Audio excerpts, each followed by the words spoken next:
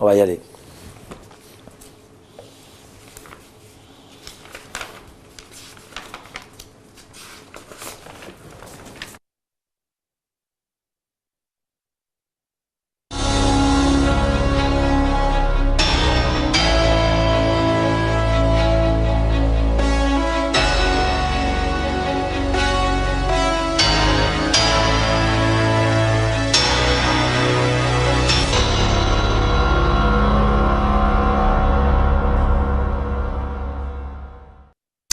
Bonsoir, bienvenue dans le Grand Débat, votre rendez-vous politique sur ATV Guyane. Sur le plateau, 3 candidats, Muriel Icaré-Nourel, Lynn Nettard et Rodolphe Alexandre pour le dernier débat avant la soirée électorale de dimanche. 1 heure de débat pédagogique sur des questions concrètes qui touchent votre quotidien. Et avec moi, notre chroniqueur politique, Farouk Amri. On vous donne une explication d'ici quelques instants, mais première explication, qu'on se le dise, hein, on a un discours de vérité sur ATV. C'est un enregistrement que nous vous proposons pour aujourd'hui et pour ce soir avec nos 3 candidats. Explication également d'un concept nouveau sur les débats politiques. Bonsoir Muriel Icaré-Nourel. Bonsoir, bonsoir. Comment allez-vous? Très bien. Comment vous vous sentez avant c'est la dernière ligne droite de toutes les façons, comment vous êtes? Très bien. Véritablement contente d'être là ce soir avec Très vous. bien. Rodolphe Alexandre, bonsoir. Bonsoir. Dernière ligne droite, comment vous êtes? Comment vous vous sentez? Ça va. Tout va bien? Toujours un bon sportif, ça va. Lynn Nettard, bonsoir. Bonsoir. Et vous? Gilles Vernet, déterminé. Très bien. Et sereine. En laissant zen, effectivement. Bonsoir Farouk Amri. Bonsoir Gilles Vernet. Et vous, je vous sens en forme également Toujours. pour la dernière ligne droite. Dernière ligne droite et puis bon courage à tous les candidats que nous avons reçus. Très bien. Une explication d'ici quelques instants, puisque vous allez porter une veste de président. Farouk Amri va vous dire ça d'ici quelques instants. Pour l'heure, vous avez, chacun d'entre vous, 1 minute 30 pour nous dire les grandes lignes de votre programme. Et on commence par vous, Muriel Icaré-Nourel. 1 minute 30 pour nous dire un petit peu ce qu'il y a dans votre programme. Alors déjà, nous nous attachons véritablement à la territorialisation de cette nouvelle collectivité. Nous voulons véritablement rapprocher cette collectivité du grand public. Cette collectivité territoriale doit véritablement se rapprocher des Guyanais. Donc nous insistons vraiment sur le redéploiement du personnel et des services de cette CTG sur l'ensemble du territoire. C'est extrêmement important que chacun des Guyanais se sente concerné par ce changement et qu'il se sente rapproché de cette collectivité qui est souvent vue comme je dirais une entité de Cayenne. Et quand on est sur le terrain et qu'on rencontre les gens, on a véritablement besoin de ce rapprochement. Nous insistons véritablement là-dessus et nous souhaitons véritablement qu'un redéploiement du personnel également, à tous les niveaux qu'il soit, puisse être véritablement de vrais interlocuteurs pour un service public de qualité. C'est une première chose. Dans un second temps, évidemment, nous souhaitons, nous, travailler au plus près des chefs d'entreprise. Il nous semble important, au vu de la conjoncture actuelle, de dédiaboliser le monde entrepreneurial et de dire aux chefs d'entreprise, nous avons besoin de vous pour travailler à nos côtés au sein de cette CTG. Comment ça va se mettre en place? Tout simplement la mise en place d'une cellule économique mixte qui va permettre donc aux chefs d'entreprise et aux élus de se rencontrer et d'échanger sur les grands projets. Très bien, 1 minute 30. Parfait. Merci Muriel Icaré-Nourel. 1 minute 30, Rodolphe Alexandre. Qu'est-ce qu'il y a dans votre programme? Eh bien, nous invitons la population, les électrices et les électeurs à partager un nouveau cap. Le cap d'une Guyane de 2030. Le cap d'une Guyane de challenge, celle qui va répondre à la croissance démographique qui consiste pratiquement en 4% sur l'île de Cayenne, à 8% entre le Maroni et l'Oyapock. Le cap du développement de la formation, de l'éducation, des qualifications. Le cap d'un développement endogène, c'est-à-dire les filières économiques, en particulier de l'or, du bois, de l'orifère, de l'agriculture. Nous avons eu l'expérience au niveau de la région. Nous avons tâté véritablement le pouls de la Guyane. Aujourd'hui, nous voulons l'étendre à l'ensemble de son territoire à travers un projet de société sur ses composantes socio-culturelles, multi-ethniques. Et en l'occurrence, pour nous, c'est une mission qu'on va accomplir pour préparer à la future génération d'assumer des lendemains qui seront plus heureux. Très bien. Et Lynn Nettard, 1 minute 30 à peu près pour nous dire ce qu'il y a dans votre programme. Bien sûr, il y a la volonté de changer complètement de braquet. Changer complètement de braquet et sortir de cet immobilisme qui a été créé de toutes pièces par les politiques précédents durant des décennies. Nous allons axer nos efforts sur le développement économique, bien entendu, l'emploi, la formation pour tous ces jeunes qui sont perdition, les chiffres sont là. Nous allons également faire œuvre de projets qui vont amener à la cohésion sociale dans le territoire qui est délité à ce niveau-là. Et puis nous allons surtout déployer tous nos efforts sur l'ensemble de ce territoire, avec un axe majeur qui est l'éducation, bien sûr, et la santé en particulier. Donc j'invite toutes les électrices et tous les électeurs à nous apporter massivement leur soutien. Il est temps que la Guyane réponde aux ambitions qui sont les siennes, à cette jeunesse qui, je le dis à chaque fois, parce que c'est ma matière première, la jeunesse, qui trépigne d'impatience, enfin, d'avoir des débouchés sur le plan professionnel, enfin de réaliser les rêves qu'ils ont pour eux-mêmes, et puis une attention particulière portée également à nos seniors afin qu'ils puissent tranquillement se poser et observer également cette société et nous transmettre la sagesse nécessaire à la concevoir. Nous sommes ambitieux, il y a des personnes extrêmement compétentes sur notre liste et c'est la raison pour laquelle nous sommes là dans ce combat pour la CTG. Merci beaucoup à tous les trois. Farouk, explication pour nos téléspectateurs de ce concept un peu différent dans les débats. À partir de maintenant, jusqu'à la fin de l'émission, vous êtes en situation de président. Donc nous vous appellerons président et présidente et vous aurez à répondre à des interrogations concrètes émanant de concitoyens qui sont inquiets sur certaines situations. Et donc nous vous demanderons d'adopter cette stature de président dans vos réponses. Alors, vous êtes président aujourd'hui. Qu'est-ce que vous retenez ou vous rejetez des programmes de vos adversaires ici présents et même de ceux absents? Présidente Icaré, vous êtes élu et puis vous avez entendu le programme même des uns et des autres. Qu'est-ce qui chez les autres vous intéresse et qu'est-ce que vous rejetteriez, pardon? Très sincèrement, rejeter et analyser le programme des autres, ce n'est pas mon centre d'intérêt primaire. Je crois qu'il y a déjà suffisamment à faire sur les programmes que nous avons à défendre pour aller à l'encontre des programmes des autres. Il est clair. Maintenant, moi, ce que je reproche à un certain nombre de candidats, c'est véritablement un catalogue qui est mis en place. Quand j'entends qu'on va faire 10 lycées, 10 collèges, ça m'amuse beaucoup. Vous n'y croyez pas ? Pas du tout, je n'y crois pas puisque j'ai été moi-même conseillère régionale, hein, je le rappelle, il y a 5 ans de cela et je sais très bien que pour la mise en œuvre d'un établissement, on ne claque pas des doigts, c'est évident. Je crois aussi que quand on parle de construction d'un établissement, il faut aussi parler du personnel qui l'accompagne et très clairement, je crois qu'il est vraiment complètement démagogue d'aller sur ce terrain. Président Alexandre ? Bien, nous pensons que nous avons établi une stratégie concertée avec l'ensemble des partenaires du monde économique, du monde socio-professionnel, avec la jeunesse, les associations, et que le programme que nous portons aujourd'hui est un programme qui a été finalisé autour d'un consensus, autour d'un vrai débat démocratique. Donc il appartient aujourd'hui de nous donner cette majorité pour que nous puissions franchir ce cap qui va nous permettre d'être dans la responsabilité, de répondre à l'exploration de l'orifère et l'exploitation de l'orifère. On ne peut pas se passer aujourd'hui d'une production orifère qui amènerait un retour fiscal à la collectivité. Aujourd'hui, c'est 500 000 € que la région Guyane bénéficie, à peu près 130 € au kilo que bénéficie une commune.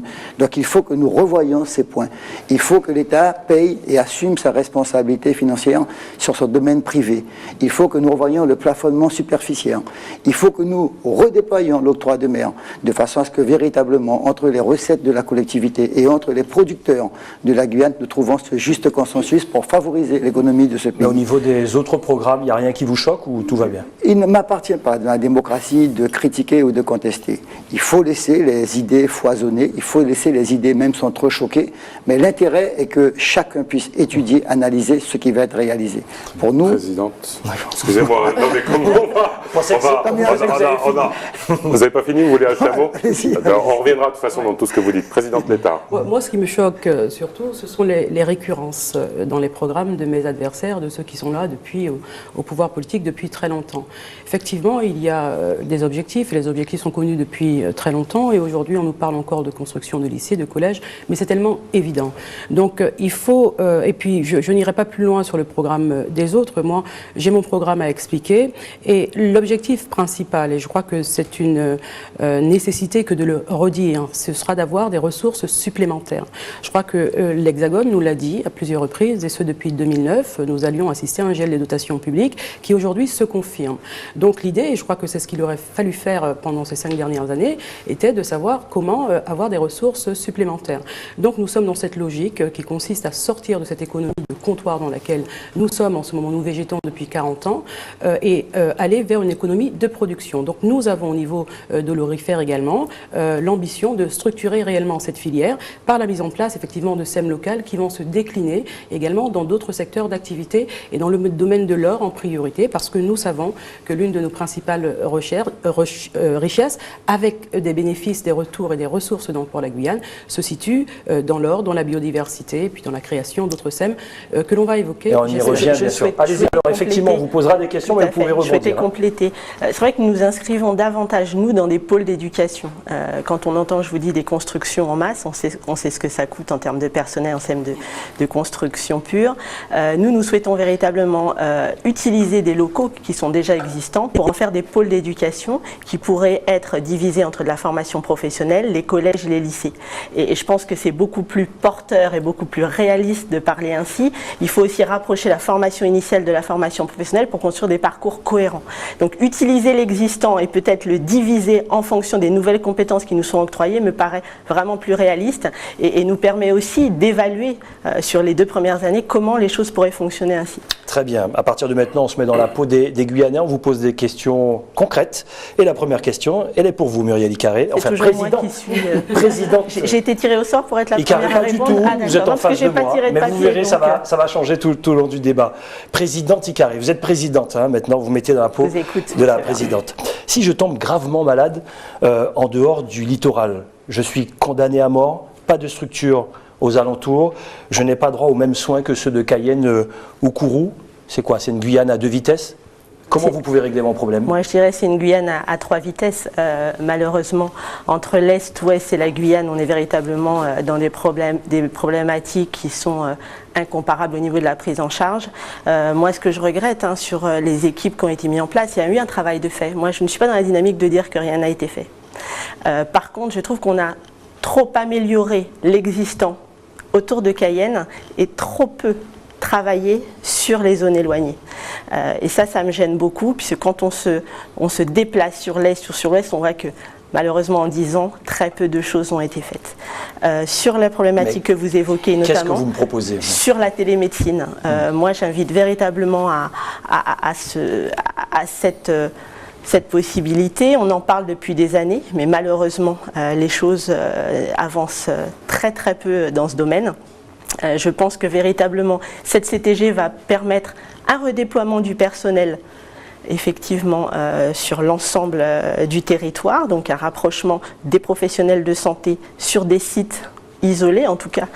Moi en tant que présidente, c'est ce que je souhaite véritablement, redéployer le personnel et utiliser la télémédecine sur des pôles qui ne peuvent pas forcément être utilisés sur place. Très bien.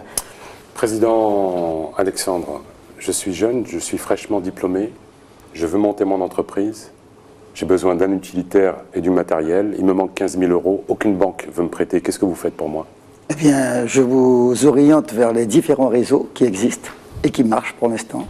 Le réseau Entreprendre, où il y a un dispositif entre 5 000 à 30 000 €, et c'est le cas de pas mal de jeunes qui ont pu ouvrir leur auto-école, qui ont pu ouvrir leur atelier de mécanique, de ferronnerie, ou alors à un plus haut niveau, je vous dirige vers la Banque publique d'investissement qui, dans le cadre du dispositif du prêt territorial, pourra vous accompagner. Et puis, si vous êtes un jeune dans un milieu associatif, un milieu de quartier, il y a ce qu'on appelle le Fonds régional de revitalisation des quartiers en difficulté. C'est le cas, par exemple, aux âmes claires de ces jeunes qui vont monter leur leur atelier de coiffure, de couture. Alors bien évidemment, c'est un peu plus facile de le dire que de le réaliser. Mais aujourd'hui, on a quand même un panel de 350 jeunes gamins qui se sont installés à leur compte, depuis celui qui, avec son Karcher, nettoie les toitures, nettoie les balcons ou les portières, à celui qui a monté son entreprise dans différents domaines tels que le bois ou la ferronnerie. L'important pour nous, c'est que la CTG puisse aujourd'hui accompagner tous les porteurs de projets. Le dernier exemple que je vous prends, c'est la responsabilité que nous avons eue au niveau de la région quand il a fallu apporter une trésorerie à M. Bernard Sétout, qui fait vivre une quarantaine d'agriculteurs à Saint-Laurent dans le cadre de la labellisation donc de la farine de manioc. Et parallèlement à cela, c'est ce jeune Guyanais qui tout récemment a obtenu la mise en place de son atelier de chocolaterie. Donc ça veut dire qu'aujourd'hui, fort de l'expérience que nous avons eue, nous allons multiplier ce type d'intervention, car c'est là que l'on peut créer de l'emploi. Parallèlement à cela, il y a l'économie sociale et solidaire au niveau de la Chambre régionale d'économie sociale sur laquelle on peut se déployer. Donc moi je vous réponds tout de suite, pas de sinistrose, pas d'inquiétude, les dispositifs sont là, d'autant que la région va se présenter à la CTG avec une capacité d'autofinancement de 18 millions aujourd'hui. Très bien. Présidente Létard, je suis étudiant, j'ai réussi mes études, j'ai un bac plus 7, je veux rentrer au pays, mais manque de peau, il n'y a pas ce qu'il me faut en termes de débouchés. On me propose un mauvais salaire, qu'est-ce que je fais? Je retourne à Paris parce qu'en fin de compte, mon appartement, je le paye moins cher, parce qu'en fin de compte, on m'a trouvé un meilleur boulot. Je fais comment? Moi qui veux rentrer quand même malgré tout au pays. Bien, je vous invite à le faire avec beaucoup de chaleur. Il faut rentrer au pays, effectivement. Trop nombreux sont nos jeunes Guyanais qui restent là-bas parce qu'ils ne trouvent pas d'emploi ici. Donc, je vous invite à le faire et je prendrai mes responsabilités, même si le tissu économique actuel qui ne permet pas forcément l'introduction des jeunes Guyanais dans leur environnement n'est pas de ma responsabilité, c'est la responsabilité de ceux qui étaient là avant. Pour autant, je vous invite à rentrer et je mets en place des aides. Je vous aide dans une formation de requalification dans les domaines économiques que nous aurons identifiés comme porteurs. Dans le domaine de l'écotourisme, par exemple, dans le domaine des filières pêche, par exemple, sur ce territoire-là, et même si vos études ne correspondent pas à cela, il faut une reconversion. Et je suis responsable et je vous propose une aide à la reconversion. C'est fondamental. L'intérêt pour nous de faire revenir nos jeunes étudiants. Donc il va falloir payer la reconversion, payer la formation qui va vous aider, vous, à vous réinstaller chez vous et à appréhender ces secteurs économiques endogènes qui sont très importants pour le développement de la Guyane. Je prends mes responsabilités et je vous aide en matière de subvention de formation précisément. La présidente Icaré veut rebondir. Oui, vous pouvez rebondir, hein, n'hésitez pas. Je voulais rebondir sur la proposition du président Alexandre. C'est vrai que la création d'activités est très importante et ce qu'il a évoqué, on le connaît tous. Moi, je voulais véritablement insister sur l'accompagnement durant la création d'activités, puisqu'on sait que bon nombre de jeunes effectivement créent leur société, mais malheureusement aussi plus de 50% ferment au bout de la première année. Et donc il faut véritablement insister sur cet accompagnement et la CTG doit aussi, avec les chefs d'entreprise que j'ai évoqués tout à l'heure, accompagner sous forme de parrainage ces dispositifs. On a véritablement besoin d'utiliser l'expérience des chefs d'entreprise qui sont déjà en place sur le territoire pour accompagner nos jeunes à la création d'activités. Et je pense que cet accompagnement est véritablement le socle de la réussite du territoire. Président Alexandre, si vous permettez. La brigade, moi je souscris avec effectivement la mise en place de cette brigade, moi ce qu'on a appelé dans notre programme la brigade d'accompagnement, une ingénierie du début à la fin, si tant est que ce jeune souhaite créer son entreprise, ce que l'on va bien sûr favoriser. Une brigade d'accompagnement avec une aide sur tous les dispositifs de financement qui sont mis à disposition. Souvent les jeunes rentrent et ils ne savent pas vers quoi se diriger. Donc là aussi, la direction, leur donner la ligne à tenir, je crois que c'est fondamental. Donc là aussi, au-delà de la subvention, cette brigade d'accompagnement... L'aide financière est importante, mais l'accompagnement technique est fondamental. Il faut que les jeunes puissent se reposer. Et une réaction du président Alexandre, ensuite la question de Pharaon. Oui, si vous permettez, l'accompagnement... C'est un débat, hein, il n'y a aucun souci. L'accompagnement technique existe. Parce que dans le réseau Entreprendre, mais il fonctionne mal. Alors, vous me laissez terminer. Dans le réseau Entreprendre, qui donc est piloté par la Caisse des dépôts et par la collectivité, il y a un tutorat. Ça veut dire que lorsque un jeune monte son projet et que son projet a été diagnostiqué, a été validé, a été acté et a été budgété, tout de suite, il y a un patron, soit à la retraite, soit en disponibilité, qui va accompagner le jeune jusqu'à la finalité des échéances, comme un tuteur. Donc ça veut dire, et ça marche. C'est un programme qui est à 800 000 €, qui aujourd'hui doit être chaque fois reconduit par la région et par le CNES. Aujourd'hui, ce que nous proposons, c'est de multiplier le volume de crédit. Et je peux vous garantir que les personnes qui travaillent à l'intérieur font un travail remarquable de dévouement et de soutien. La question maintenant, c'est que la CTG puisse augmenter son volume de crédit. En ce qui concerne le programme de revitalisation dans les quartiers, il y a les lions. Les lions, ce sont les DSU, ce sont les CUC, ce sont ces éléments-là.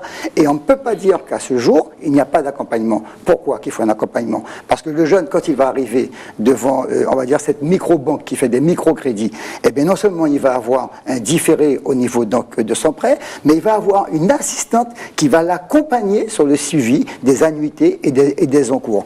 Parallèlement à cela, à la région Guyane, il y a une personne qui a été recrutée et qui est spécialiste pour aider ces jeunes à monter finalement le type de société, de façon à avoir les implications en matière fiscale, en matière de remboursement. Donc, vous avez certainement raison, mais l'intérêt pour nous peut-être est d'augmenter les effectifs en tant qu'éducateurs et en tant que lions, mais je peux vous garantir que ce soit le réseau Entreprendre, que ce soit le réseau Ouest Initiative, donc par la partie de Saint-Laurent-du-Maroni, que ce soit le réseau du FREC, que ce soit le réseau de l'ADIE, la présidente de l'État n'a pas l'air convaincue. Dites-nous pourquoi, il y aura une autre question. Parce que les faits sont là, les jeunes repartent. Donc ce tutorat qui est mis en place manifestement n'a pas l'air de fonctionner réellement. Et puis au-delà du tutorat, il y a aussi les agences régionales dont il faudra se poser aussi la question sur leur efficacité. Moi j'entendais récemment évoquer la mission locale et ses difficultés. Alors non, mais bon, je veux dire, non, mais c'est un débat, on a besoin de comprendre. Voilà, on a besoin de comprendre aussi pourquoi ça ne fonctionne pas. Alors, même si on n'est pas dans la même logique entrepreneuriale, etc., on est dans une logique sur la mission locale, d'insertion. la présidente Icaré pourra nous répondre peut-être.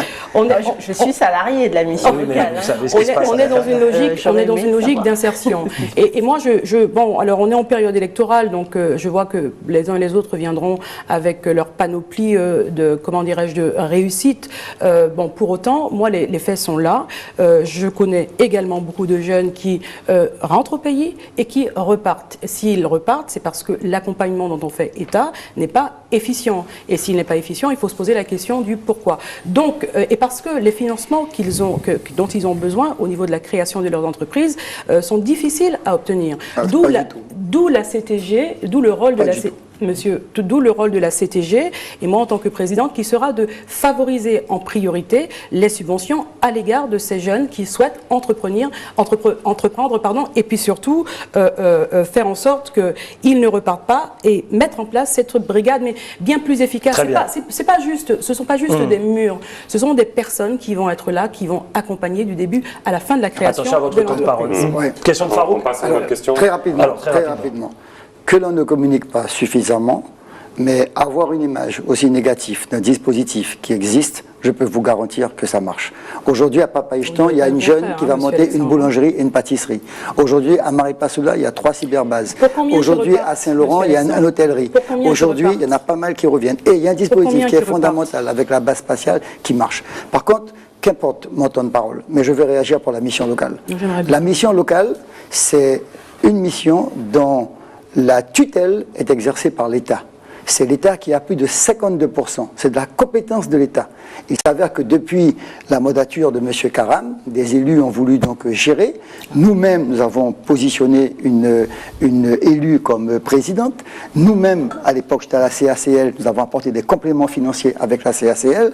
Mais je veux aujourd'hui, en profitant de vos antennes, porter un soutien solennel, ferme, fort, à Mme Okuyun, à Mme Trochimara, qui aujourd'hui sont jetés en pâture, font l'objet d'acrimonies pour la procédure judiciaire qui donc a été lancée à leur encontre. Je vais rappeler en 30 secondes, tout en respectant la loi et en disant que nul n'est au-dessus de la loi, je rappelle simplement qu'à l'intérieur de la mission locale, le secrétariat, donc l'État, en l'occurrence, à utiliser les fonds européens pour le fonctionnement, ce qui est fondamentalement interdit. Et qu'en l'occurrence, le commissaire aux comptes, comme la loi le prévoit, a donc déposé plainte auprès du procureur. Et donc, malheureusement, c'est la présidente et la directrice qui va en incomber le truc. Mais la mission locale a des difficultés, mais quand même, elle fonctionne. Vous avez d'autres questions à vous poser. Mais vous auriez dû être... Présidente Icaré. Je suis représentant syndical des agents. Qu'est-ce que c'est que cette histoire de redéploiement? Nous, j'ai construit ma maison sur le littoral de Cayenne et vous voulez me redéployer, moi et mes collègues sur Maripasoula? On va entamer une grève. Mais on va discuter, monsieur. Bien sûr. Nous sommes véritablement dans une dynamique où nous sommes face à des fonctionnaires. Un fonctionnaire doit aussi pouvoir être mobile à un certain moment de sa vie. Un fonctionnaire peut bouger sur un territoire. Maintenant, on entame véritablement une discussion. On appelle au volontariat de ces fonctionnaires sur un redéploiement sur le territoire. Nous ne sommes pas là pour imposer, nous sommes là véritablement pour proposer, mais il ne faut pas oublier que la CTG a une mission de service public, monsieur. Président Alexandre, ça fait 40 ans, peut-être plus, que j'entends le foncier, propriété de l'État, pas touche. La CTG va changer quelque chose là-dessus ? Alors là, c'est fondamental, M. Vernet. On ne peut pas se passer aujourd'hui, non seulement du débat, mais d'une négociation non négociable. Nous avons obtenu, au niveau de la collectivité, par une délibération, 100 000 hectares auprès du gouvernement. Monsieur le préfet a décidé unilatéralement d'accorder 40 000 hectares.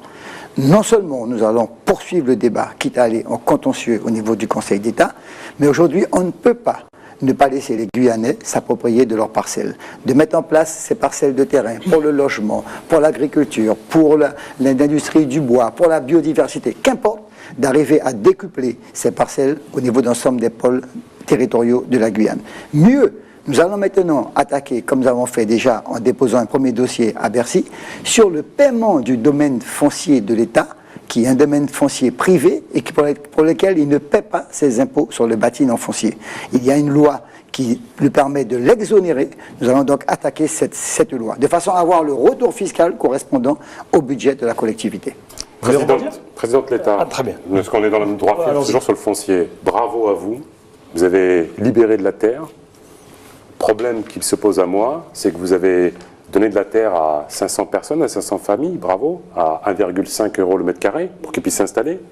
Mais ils sont à 200 mètres de chez moi. Il y a 2 ans, j'ai payé le même terrain 30 € le mètre carré. Donc vous avez bousillé mon capital. Comment vous allez me compenser ? Alors moi, j'ai toujours dit, et je dis à chaque fois, que nous sommes Bois-Loiry, Guyane Écologie, APC, on est dans cette logique. C'est une famille, une terre, effectivement. Alors, déjà, je vais être contente parce que le foncier aura été redistribué et je vais m'intéresser précisément à votre cas. Je ne vois pas pourquoi vous auriez payé plus cher, ce que d'autres aujourd'hui payent moins cher. Donc, nous allons discuter, nous allons prendre la tâche de personnel qualifié et voir comment, effectivement, faire en sorte qu'il y ait une équité fiscale, une justice fiscale par rapport à ce qui vous arrive, voilà, tout simplement. Mais je vais d'abord me féliciter que vous ayez un bout de terre. Vous savez, le foncier de l'État, c'est pas en termes d'incantation, c'est pas en termes on sait la nécessité du foncier de l'État, là encore, depuis 30 ans, depuis 40 ans, c'est pas nouveau. Et souvent, moi, j'entends des incantations adosser ce foncier à des demandes presque affectives. Non, le foncier doit être, la demande du foncier doit être adossée à des projets économiques. Et par conséquent, nous avons ces projets économiques et nous avons surtout l'ambition de créer cet office du foncier qui va devoir discuter avec les services de l'État qui, en ce moment, sont les seuls à disposer de la disposition, justement, du partage du foncier. Donc, un office foncier avec un magistrat et pouvoir discuter pied à pied avec l'État sur les zones aménagées, la qualité des zones aménagées, elles sont rurales, elles sont urbaines. Nous aurons besoin, là, de toute latitude. Il ne s'agit pas juste de demander à l'État d'obtenir et d'aller vers le préfet pour dire que ça sera un combat, etc., etc. Il faut aussi que, à cette demande de foncier, soit associé, adossé un vrai projet économique. Très bien. Alors sur le foncier, j'ai une question, Président Icaré. Vous pourrez répondre. Parce que là, c'est du concret. Il y a un joli lycée agricole à Matiti. Je sors de ce lycée. je veux travailler sur mon exploitation. Alors manque de peau, effectivement, pas de foncier. Manque de peau également aussi, je n'ai pas de famille dans l'agriculture, parce que là aussi, il y a quelques petits soucis à ce niveau-là. Qu'est-ce que je fais? Je pointe au RSA? Ah non, mince. Le RSA, je ne peux pas voir les deux bouts également. Il y a deux questions, j'avoue, sur l'agriculteur et sur le RSA. Je crois qu'il est important, là encore, et ça a véritablement fait défaut ces dernières années, qu'il y ait un rapprochement qui se fasse entre la CTG et la Chambre d'agriculture. Moi, je prône véritablement qu'il y ait un véritable partenariat, comme je l'ai dit tout à l'heure, avec les chefs d'entreprise, mais aussi avec les chambres consulaires.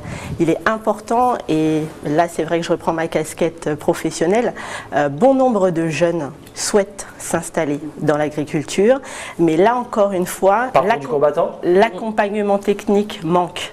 On a véritablement pléthore de guichets, on n'a pas de guichet unique. C'est vrai que le président Alexandre tout à l'heure évoquait un certain nombre d'aides qui existent, mais malheureusement où s'orienter? Par où commencer? Qui peut véritablement me guider dans la bonne direction et dans le bon ordre des choses? J'insiste là-dessus. La même chose pour l'or. Bon nombre de jeunes maintenant veulent s'installer dans le domaine aurifère. Mais pour acheter du matériel et démarrer une activité dans le domaine aurifère, il faut à minima 350 000 €.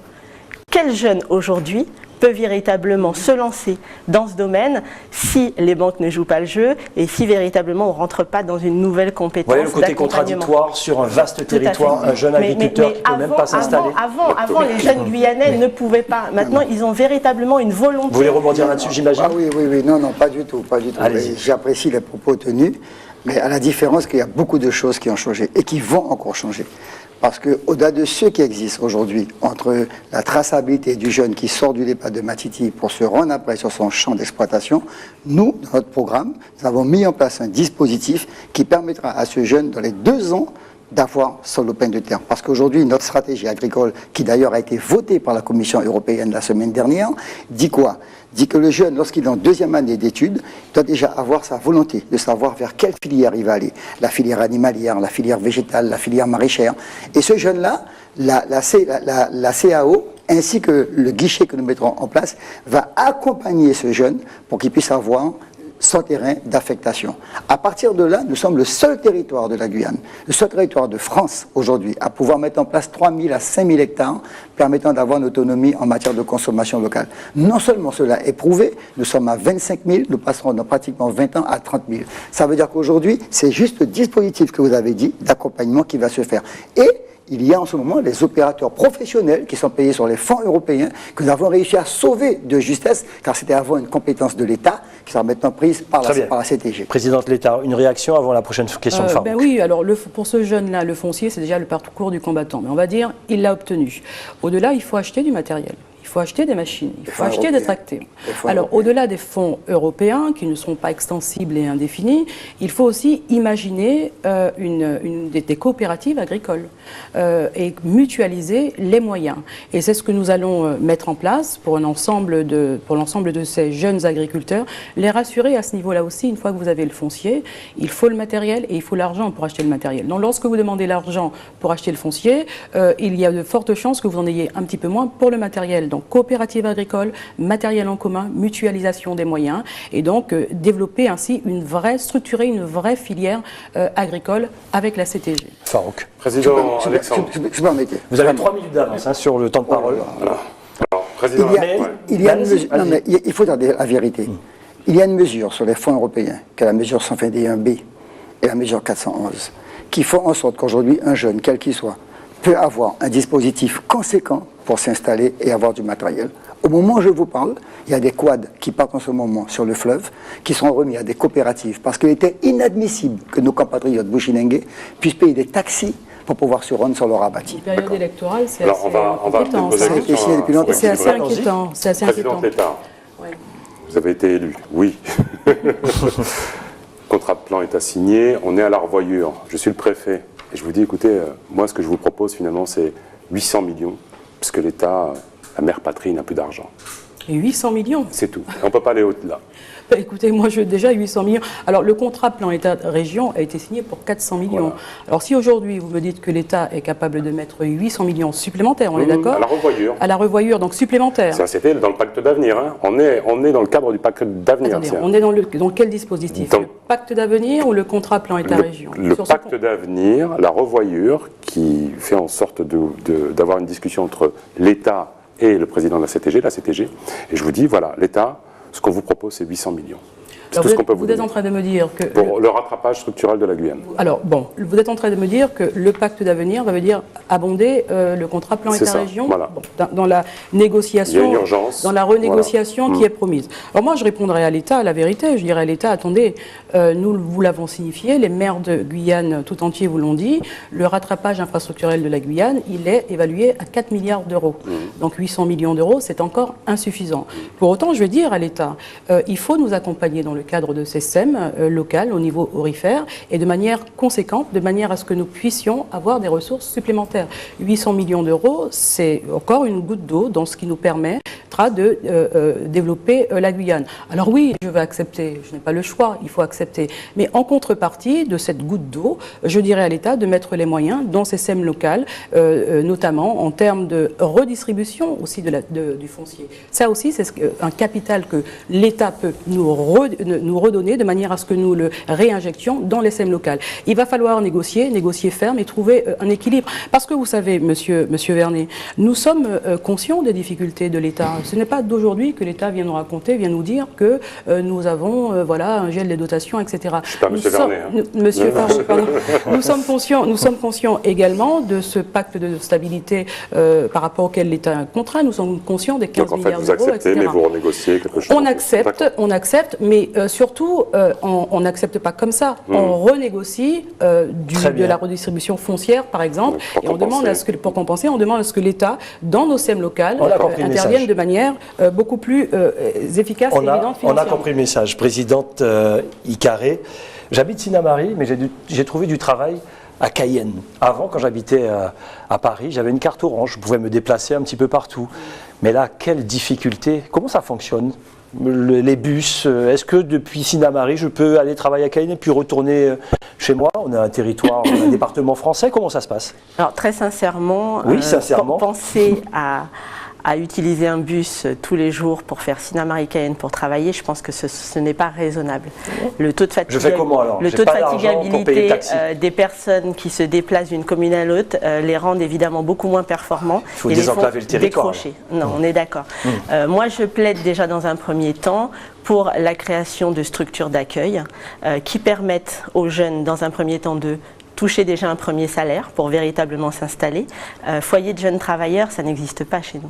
Centre d'hébergement, ça n'existe pas chez nous. On a un territoire qui est unique en France et il est véritablement important de créer des cellules qui puissent permettre d'accueillir les jeunes le temps qu'ils puissent s'installer et chercher un logement.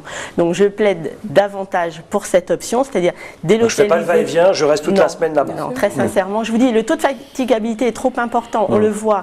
Les jeunes qui se déplacent de Saint-Laurent-du-Maroni, qui viennent en formation à Cayenne, ils ont forcément une attention qui est tout à fait différente et qui les met en échec.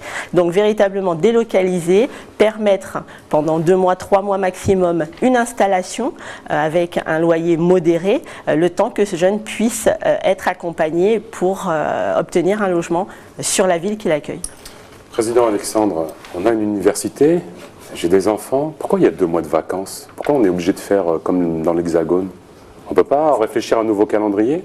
Moi, je n'ai pas les moyens d'envoyer mes enfants. Ça peut se réaliser dans le cadre d'une volonté politique, par exemple, de faire des universités de vacances. Ça peut se faire encore dans un autre dispositif qui serait sur des filières que l'on voudrait mettre en place. Mais nous sommes dans un système français avec un calendrier relevant de la gestion du rectorat. On ne peut pas y faire autant. Non, en Polynésie, par contre, à Wallis. Alors, c'est pas pareil. Ce sont des territoires. Maintenant, si vous voulez que nous sortions du cadre du statut, ce sera un autre débat. Mais par contre, dans ce dispositif, je prends le cas de ceux qui se réalisent en ce moment, des séminaires, des conférences, des rencontres intercaraïbes ou avec le monde amazonien, cela serait possible d'occuper les enfants pendant les périodes dites de vacances. Bon, oui, nous sommes dans un cadre. Hein. Le cadre, on le connaît, c'est la simulation législative, et donc nous subissons les mêmes lois, même si elles paraissent parfois incontrôlées sur notre territoire. Moi, ce que je dis, c'est que c'est l'objet d'une de nos propositions, c'est que bien souvent les décisions sont prises parce qu'il n'y a pas de volonté politique, d'ailleurs, à ce niveau, de changer les choses, et nous allons les changer, en dehors de nos réalités, notamment sur le plan éducatif, qui comprend également la filière universitaire. Et dans mon programme, j'ai fait la proposition, et aujourd'hui je le mets en place, de lier beaucoup plus, de manière ténue, le monde éducatif, donc les collèges, les lycées, mais jusqu'à l'université, aux décisions politiques et vice-versa. Je crois que cette question, il faut en avoir une réponse, mais une réponse concertée, tout simplement. Il ne s'agit pas de faire croire qu'on sait tout, qu'on peut tout, en prenant des exemples ailleurs. Il faut écouter les principaux acteurs de l'éducation, et en particulier au niveau de l'université, sur cette question précise. Je rebondis très volontiers sur ce positionnement. On se rend compte que manifestement, ce qui est proposé par l'État français ne correspond pas aux réalités de notre département. Je veux évoquer tout simplement l'aménagement du temps scolaire. On voit que c'est un véritable échec sur le département. Je crois qu'il faudrait aussi, on crée la pré-rentrée des enseignants, la pré-rentrée des élèves. Il faut aussi penser à la pré-rentrée des parents pour véritablement que les familles intègrent. Il faut faire. Absolument, c'est une proposition. Il faut que les familles intègrent les établissements et puissent donner leur avis sur les fonctionnements. Il faut véritablement que la CTG se positionne vis-à-vis de l'État pour faire de nouvelles propositions. Juste rajouter de même que le bilinguisme doit être un facteur de réussite. Et c'est un des éléments les plus importants, notamment par rapport à nos compatriotes du fleuve et de l'intérieur. Mais tout cela, je pense que chacun partage les mêmes idées. La question sera le rôle de la gouvernance. C'est l'objectif, c'est l'un de nos objectifs fondamentaux. Vous n'ignorez pas que je suis moi-même enseignante, donc ces problèmes, je les connais. C'est vraiment avoir un rapport entre le monde éducatif et le monde politique. Savoir ce que les politiques, dans leur mission, dans leurs objectifs de coopération transfrontalière, par exemple, on parle de langue, attendent des enseignants et du corps éducatif. Je le dis souvent, étant enseignante d'anglais et accessoirement présidente, souvent je dis, si je devais appréhender l'ère géographique dans lequel je dois enseigner ma langue, je ferais bien volontiers l'ère géographique guyanienne de nos voisins, malgré les programmes nationaux. Encore faut-il que je sache ce que l'institution politique attend de moi, et donc en matière aussi par la suite de formation et donc de création d'emplois. Voilà, donc il faut vraiment lier de manière plus intime la CTG et le monde éducatif. Gardez la parole, Présidente Létard. On me dit que nos ressources halieutiques sont extraordinaires, que nous serons même bénis des dieux. Il y a du poisson en Guyane. Pourtant, nos amis pêcheurs sont toujours fâchés. Et puis, on ne voit pas de jeunes partir en formation pour devenir ingénieurs dans le domaine de la pêche. Enfin, qu'est-ce qui se passe? On n'exploite pas les bons filons ici dans notre département? C'est une filière qui est malheureusement laissée en friche, presque dans l'abandon. Moi, je regarde par exemple sur le territoire de Kourou. La structuration de la filière de la pêche est complètement nulle et complètement caduque. Quand on a effectivement... oui, je le dis avec beaucoup de... Oui, je le dis, absolument, je confirme. Lorsqu'on a par ailleurs effectivement des eaux poissonneuses, on sait les richesses du bassin, des savanes, que ce soit au niveau de Kourou, que ce soit au niveau d'Irakubo, on sait l'importance donc de nos richesses halieutiques. Pourtant, on a ce lycée Élie Castor où il n'y a aucune formation, par exemple, à destination de cette filière-là. D'où l'intérêt encore de ce conseil éducatif territorial. Il n'est pas normal que les cartes de formation soient édictées sans tenir compte des réalités de notre territoire et surtout de la nécessité de structurer nos filières endogènes. On dit endogène, mais endogène c'est chez nous, c'est la richesse. Et donc ce sont ces filières-là qu'il faut absolument structurer. Les pêcheurs sont mécontents et ils ont raison. Moi je ne trouve pas normal qu'il y ait en ce moment, par exemple en Guyane, 26 flottes vénézuéliennes qui ont eu l'accord de l'Europe pour venir abonder le MIR. alors que nous avons des pêcheurs guyanais. Alors qu'est-ce qui se passe? Les charges sociales sont trop importantes pour nos pêcheurs guyanais et par conséquent, il va falloir, sur le plan économique et dans le cadre de la structuration de la filière, demander une zone franche sociale dans ce secteur d'activité afin d'alléger les charges sociales de nos pêcheurs et leur permettre d'avoir accès et d'avoir prise sur cette activité qui est quand même fondamentale pour la Guyane. Sur la pêche, on pourrait en parler, oui, sur le milieu halieutique, on pourrait parler longtemps et remettre en contexte d'ailleurs avec ce qui se passe en ce moment en France et notamment au niveau de la COP 21. Alors, une réaction de la présidente Icaré, du président Alexandre pour la prochaine question de Farouk. Moi, véritablement, je pose la question suivante. N'est-il pas intéressant, et ça fait partie de nos propositions, de créer des diplômes locaux? Je vais parler du CQP, Certificat de qualification professionnelle. C'est une formation qui peut s'adapter en fonction du territoire dans lequel on se trouve. Et il est tout à fait possible, si des professionnels se rassemblent, comme nous vous souhaitons dans le cadre de notre cellule, créer, et ça s'est fait, je vais citer par exemple M. Stéphane Oulicher qui a mis en place des actions de formation spécifiques pour du personnel spécifique en Guyane. Ça peut se faire pour la pêche, mais ça peut se faire aussi pour l'or. Nous pouvons avoir des formations, donc certificats de qualification professionnelle, totalement adaptés à notre territoire pour former les jeunes Guyanais. Vous savez ce qui gêne en Guyane, c'est qu'on a trop souvent habitué les jeunes à leur dire « nous n'avons pas la culture d'eux ». Et moi ça me gêne beaucoup, moi qui suis avec les jeunes tous les jours, on a inculqué aux jeunes qu'il y a des métiers réservés à certaines populations du territoire. La pêche, c'était pour les personnes d'origine georgetonienne, certains métiers pour les métropolitains. Il faut absolument changer cette mentalité en véritablement créant des actions de formation spécifiques à notre territoire, puisqu'on le sait, nous avons des spécificités, nous avons des réalités, et il faut absolument intégrer les jeunes dans tous ces domaines de formation que sont notamment la pêche. Bon, s'il y a un secteur sur lequel les Guyanais et les Guyanaises doivent se pencher en toute priorité après l'agriculture, c'est bien la pêche. Aujourd'hui, nous exportons près de 4 millions de production en termes de pêche. Nous sommes les numéro 1 aux Antilles, nous commençons à rentrer sur un giste, et de la structure industrielle à la structure artisanale, il y a un progrès considérable.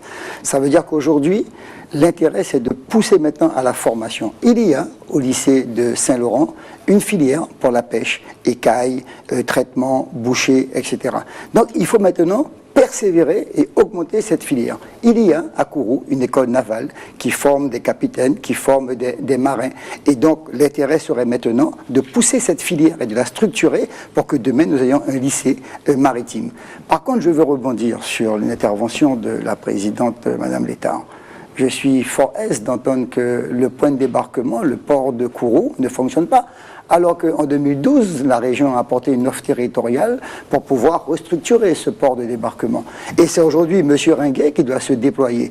Hier, j'étais à Kourou, j'ai fait un engagement solennel auprès des pêcheurs de Kourou, parce que ce qui se passe, c'est qu'un pêcheur de Kourou, il doit transporter ses fûts d'essence dans son 4x4 et arriver donc à Kourou, ce qui est excessivement dangereux en termes de circulation. Eh bien nous, comme on l'a fait à Sinamari, comme on l'a fait à Cayenne, aujourd'hui nous mettons non seulement les cuves à essence, mais également les glaciers.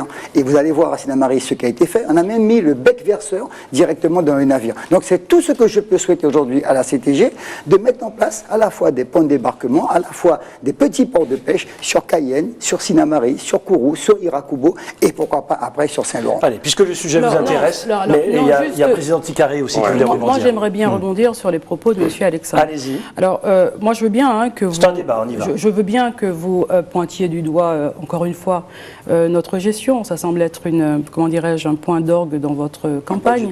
Je vous ai entendu la dernière fois de manière si peu courageuse pointer du doigt notre gestion, mais là-dessus aussi on aurait des réponses.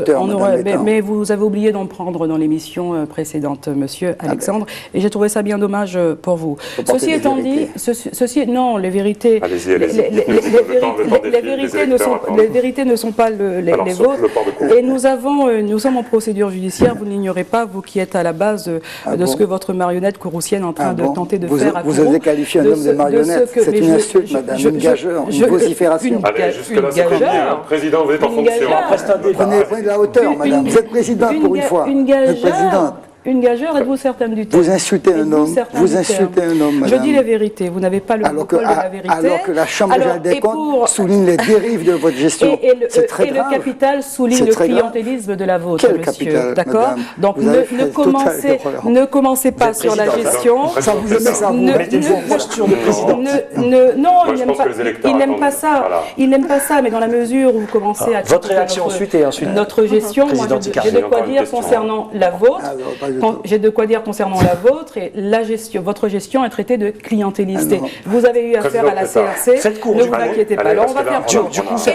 Et sur effectivement les contrats territoriaux. Bon voilà, moi j'ai les contrats territoriaux. J'ai les contrats territoriaux que vous avez signés avec la ville de Kourou, alors que nous étions en opération, en gestion. Et puis j'ai ceux que vous avez reconsidérés avec votre poulain. Moi j'ai envie de vous dire. Si vous voulez, mais bon, c'est la même chose. Moi, j'ai quelque chose à vous dire. Nous avions des opérations qui concernaient la structuration de la filière pêche. Nous avons la rénovation de l'appontement. Nous avions effectivement toute une série d'opérations. La première chose, la première action que M. Ringuet a faite, c'est de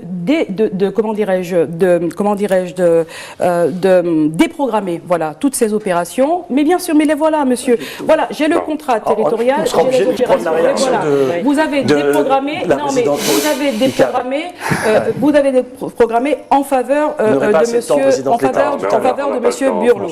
Alors moi j'ai envie de vous dire très honnêtement que c'est faux. Cette filière pêche à Kourou n'est pas réalisée et nous la voyons, n'est pas structurée et nous la voyons, moi en tant que présidente, dans une logique de bassin, le bassin des savanes, et nous allons mettre les moyens. Cette école de la pêche, mais bien sûr qu'il fallait la mettre en place et pas aujourd'hui parce que nous sommes en période électorale. Donc nous allons la mettre en place parce que nous sommes conscients de notre potentiel humain et également géographique. Voilà. Présidente Icaré, allez-y, vous avez le temps. Je crois qu'en dehors du fait que l'on étale en fait les actions de formation et pléthore de créations qui sont faites, il faut qu'à un moment donné on puisse les évaluer. Il reste combien de temps? Il est facile de dire il existe, ça a été fait, ça existe, mais a-t-on une véritable évaluation de ce qui fonctionne dans ce département et de ce qui ne fonctionne pas? Concernant la formation qui a été évoquée, oui, des filières existent. Mais combien de personnes sortent de ces actions de formation et sont employables? Combien de personnes, à la suite de ces actions de formation, ont un contrat de travail? C'est là qu'il faut véritablement pointer du doigt les choses. Et c'est la raison pour laquelle nous insistons sur un accompagnement à la formation professionnalisant. Il faut arrêter de dire que des choses existent si elles ne fonctionnent pas. La formation théorique existe, oui, mais elle n'est pas adaptable sur notre territoire. Alors, elles existent, c'est vrai, à moitié, on va dire, en termes de résultats, parce que fort souvent, les gamins... Non, pourquoi je veux dire? Pourquoi? Absolument. Parce que les gamins qui sont diplômés préfèrent aller servir en Martinique comme skipper, comme capitaine de navire. Et que donc très peu vont travailler sur les tapouilles, sur les bateaux que nous avons, pour lesquels nous avons souligné auprès... Non, c'est pas un échec. Non, c'est pas un échec. C'est un constat d'échec, puisque nous avons besoin... On a compris les positionnements des uns des autres. Si vous permettez, Présidente Icaré, c'est une question pour vous. Parce que là, on a compris sur le positionnement. C'est le plus important. C'est plus important. Madame Présidente Icaré. Oui, monsieur. Important, et je vous demanderai à la rigueur, moi ce sera ma dernière question, parce qu'après il y a la question... Allons-y. La plus jeune maman de Guyane a 11 ans. Oui. Est-ce que vous, en tant que présidente, vous allez enfin parler avec l'État pour changer le mode de prestation qui fait de la Guyane la pépite d'or de toute l'Amérique latine? Comment un pays qui a déjà du retard peut se construire avec une démographie à 2 chiffres? Moi, ma voisine gagne 10 000 euros parce qu'elle a beaucoup d'enfants. Moi, je suis un pauvre salarié guyanais. Que comptez-vous faire à ce niveau-là? Ne rien changer? Alors, très sincèrement, nous avons le courage, dans notre programme, de parler du fameux problème de l'immigration, dont personne n'ose parler. Moi, j'en parle avec beaucoup de franchise, parce que je crois qu'il faut séparer les choses. Humainement parlant, personnellement parlant, les Guyanais sont habitués à accueillir. Et ça fait partie de notre tripes, ça fait partie de notre volonté. Nous sommes un territoire multiculturel. Maintenant, aujourd'hui, vous vous adressez à moi en tant que présidente. Il est bien évident que je ne peux pas continuer à accueillir chez moi des personnes à qui je ne peux pas prévoir un hébergement de qualité, encore moins un emploi. Et je dirais... outre tout cela, un accompagnement, une prise en compte. Je crois que c'est véritablement dérespecter les personnes qui seraient censées entrer sur le territoire, de leur dire oui, nous pouvons vous accueillir, alors qu'une fois qu'ils sont sur le territoire, nous sommes incapables de les gérer. Et ça, je l'assume totalement. Bien évidemment, quand on se positionne comme si, on est forcément taxé d'extrémistes, etc. Mais pas du tout. Je crois que c'est un respect à avoir vis-à-vis des personnes qui veulent intégrer notre département. Je crois... Vous comprenez mon inquiétude de Guyanais qui se dit ma culture, il y a trop d'étrangers? Bien sûr que je la comprends. Je la comprends et je la comprends pourquoi? Parce que tout simplement, nous devons, nous en tant qu'élus, de protéger les Guyanais, de protéger les Français de ce territoire, mais aussi de protéger les étrangers qui vivent déjà sur notre territoire et qui ont envie aussi de s'insérer dans ce pays de manière sereine. Et moi, je le défends véritablement. Et je fais vraiment une scission entre le côté humain, en tant que personne, mais le politique doit prendre ses responsabilités en cette matière. Moi, je crois véritablement que la loi française n'est plus adaptée à notre territoire. Je crois véritablement que là encore, ce président, cette présidente de la CTG que je serai demain, devra négocier véritablement avec l'État sur les flux migratoires que l'on nous impose. Excusez-moi, j'assume cela et loin de moi... C'est une question des électeurs. Absolument, mais loin de moi un positionnement de rejet catégorique, mais je crois qu'il faut que nous prenions nos responsabilités. Il y a des choses qu'on ne peut plus faire parce que nous n'avons tout simplement plus les moyens d'accueillir dans de bonnes conditions un certain nombre de personnes sur le territoire. C'était la question pour les trois présidents. Voilà. Donc, une petite réaction rapide, non? Réaction rapide, sinon, voilà, vous avez la question du rattrapage ensuite. Et d'ailleurs, ça fait partie de mon programme et je l'assume totalement. Une question rattrapage et après une question encore pour vous trois. À quel montant vous estimez nécessaire, enfin quel est le montant nécessaire pour opérer un rattrapage structurel de la Guyane au regard des autres régions françaises? Un chiffre. Président de l'État. L'association des maires a donné un chiffre très précis. Et bien sûr, moi j'ai lu le courrier, j'ai aussi analysé. Et en termes de rattrapage, uniquement 4 milliards d'euros. 4 milliards. Voilà. Président Alexandre? Non, c'est un peu simpliste de répondre aussi rapidement. La région a fait une étude par un cabinet indépendant. Et étude que nous avons remis aux maires, aux différents partenaires. Arriver à 4 millions, il faut arriver à stratifier en termes d'équipement, en termes de bâtiments, 4 milliards. Voilà, donc, il faut stratifier, il faut équiper. C'est pas là le souci. Aujourd'hui, la Guyane, c'est 3 habitants kilomètre carré. La dotation de l'État par habitant, c'est 28 €. Lorsqu'en Antilles, c'est 38 €. Lorsqu'en France, c'est 84 €. Le problème, c'est d'avoir un nouveau regard par rapport à la France, par rapport à ce qui nous est dû. L'immensité du territoire, la biodiversité, les ressources halieutiques, le port spatial européen. Donc, aujourd'hui, sur une base, on va dire, de 2,5 milliards, on peut déjà estimer à une évolution de le rattrapage du retard. Par contre, ce qui est important maintenant, c'est que nous ayons un retour fiscal. Exemple, si demain nous accordons des permis pour l'orifère ou pour le pétrole, eh bien mes services, mes techniciens, mes juristes me disent que si on avait pratiquement 200 millions par an, on pourrait rattraper le retard de la Guyane en 5 ans. Donc votre chiffre, la mise en place, c'est SEM. Votre chiffre? Très sincèrement, moi je ne suis pas aux affaires et je crois qu'il n'est pas raisonnable pour moi aujourd'hui d'avancer une somme et je l'assume tout à fait parce que je pense que véritablement ça nécessite une analyse technique importante par secteur et encore une fois je pense que pour ce département il est très difficile d'évaluer cette somme puisque nous sommes uniques. Et difficilement comparables aux politiques qui sont menées sur l'ensemble du territoire. Maintenant, je pense que dans un premier temps, un rattrapage de 2 milliards à réévaluer, je dirais, tous les 3 ans pour véritablement faire une évaluation, excusez-moi, je me répète, de ce qui a été fait, de ce qui reste à faire et aussi de penser à l'ensemble du territoire et pas seulement, encore une fois, à l'île de Cayenne uniquement. Très bien, alors maintenant une dernière question. Je vais vous demander maintenant, et vous avez 1 minute pour cela, pour nous dire pourquoi vous êtes le meilleur candidat. On va commencer par vous, Président Alexandre. Ah, pas moi, d'accord. Bien, parce que... Donc la question c'est pourquoi vous êtes le meilleur candidat? Parce que toute ma vie, je l'ai consacrée à la politique. Et que j'ai l'honneur de servir les plus grands politiques de Guyane, que ce soit Castor, Ottilie, voire Holder. Et qu'aujourd'hui, nous nous sentons, avec mon équipe, imbriqués dans la réalité guyanaise. Il y a une expérience, il y a un avenir que nous projetons. Et nous, c'est d'assumer aujourd'hui toutes nos responsabilités dans un article 73 qui vaut ce qu'il vaut, mais qui a été largement élargi par 3 éléments. La gestion des fonds européens, par la modernisation de l'autorité publique territoriale, qui est une loi qui accentue la décentralisation, et par une deuxième loi de août 2015, qui est celle de la nouvelle organisation territoriale. Ça veut dire que le cadre que l'on pensait restreint, que l'on pensait engoncé, il s'est encore élargi, et qui fait que les Guyanais, les femmes et les hommes qui seront à l'intérieur de la collectivité, auront toute amplitude pour assurer donc leurs responsabilités. 2 arguments nouveaux, à la fois l'habilitation réglementaire et législative, et dans la loi de la note, nous avons ce qu'on appelle le pouvoir réglementaire de la collectivité. Donc, nous disons qu'aujourd'hui, nous sommes authentiques. Très bien. Présidente Icaré, dites-nous pourquoi vous êtes la meilleure candidate ? Tout simplement parce que, contrairement à ce que je viens d'entendre, je crois qu'il faut sortir de la dynamique des professionnels de la politique. Il faut tout simplement que les Guyanais et les Guyanais qui sont sur cette liste de l'Union Guyane prennent les choses en main et arrêtent de regarder la politique de loin. Chaque Guyanais a le droit de participer à la démocratie et a le droit de jouer un rôle dans cette future collectivité.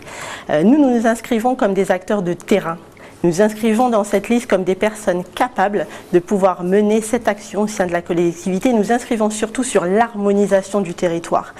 Pourquoi je suis et je serai la meilleure avec mon équipe? Tout simplement, puisque nous voulons donner la même chance à tous les Guyanais, qu'ils vivent dans l'Est, dans l'Ouest ou sur le littoral, d'être de véritables Guyanais, d'avoir véritablement une position sur ce territoire et nous souhaitons véritablement, mon équipe et moi, montrer notre force sur le terrain, montrer notre force sur les dossiers et véritablement montrer notre volonté de travailler pour notre pays. Merci beaucoup. Présidente Létard, dites-nous pourquoi vous êtes la meilleure candidate ? Alors, je crois que au-delà des professions de foi habituelles, au-delà des déclarations habituelles, moi j'ai envie de dire que l'amour du territoire, comme argument principal, ça compte. Parce que ça veut dire qu'on se donne entièrement. Ça veut dire qu'on fait des sacrifices et ça veut dire qu'on sait pertinemment que ça va être compliqué, ça va être difficile, mais on est prêt à faire ces sacrifices-là. Et puis je crois que nous sommes une équipe de personnes responsables, de personnes ayant observé pendant de très longues années la politique localement, comment elle était faite, des personnes à qui on a fait des promesses, ces promesses qui n'ont pas été tenues. Je crois qu'il faut changer de braquet et je suis la bonne personne pour faire entendre raison sur ce point-là. Il faut qu'on sorte de cette économie de comptoir qui date, de laquelle on reçoit tout et où on ne produit rien. Il faut qu'on sorte de ce déni de nous-mêmes, de cette façon dont les autres ont de nous considérer comme n'étant pas capables de faire, alors que nous sommes en capacité, et quand je serai en responsabilité, j'aurai à cœur de le démontrer dans le rapport à l'État, dans la concertation, mais aussi dans des résultats effectifs. Merci beaucoup en tout cas, merci d'avoir joué le jeu du grand débat démocratique.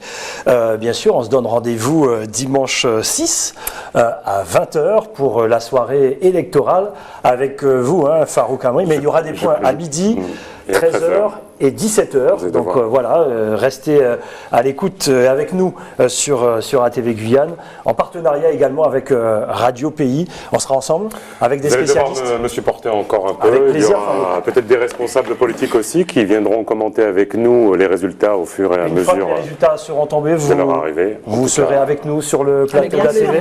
Merci vraiment beaucoup d'avoir joué le jeu, de vous être mis en situation et d'avoir répondu à nos questions et surtout aux questions, parce que nous sommes des filtres, aux questions de vos électeurs. Un vrai débat démocratique. Donc Muriel Icaré-Nourel, Rodolphe Alexandre et Lynn Létard, merci encore d'avoir été nos invités ce soir dans ce grand débat. C'est comme ça qu'on se dit au revoir. La suite des programmes sur ATV Guyane, rendez-vous dimanche pour la grande soirée électorale, mais avant, 12h, 13h, 17h. Et n'oubliez pas d'aller voter, bien sûr. À dimanche.